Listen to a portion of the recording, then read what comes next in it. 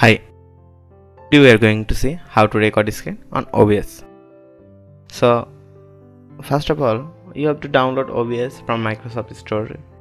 Then go to OBS. Then click on OBS to open it.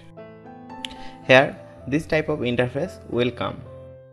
In the left side you can see the scenes. Next to it is source and next audio mixer. Here you can see screen transition, controls, and in the upper side you can see file, edit, view, dock, profile, screen collection, tools and help. So first click on scene and plus sign. Here add a new scene. After that you have to select the source. Click on this and click on display capture and click on OK.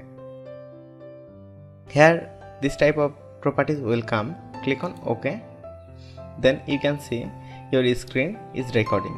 If you want to see in studio mode, then click on studio mode. You can see the preview and program screen recording video. To record your screen, click on start recording, and to stop, click on stop recording.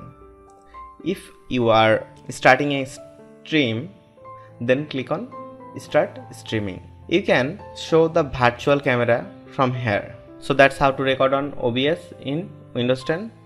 If you like this video, give the thumbs up, don't forget to subscribe and hit the bell icon. Thanks for watching the video.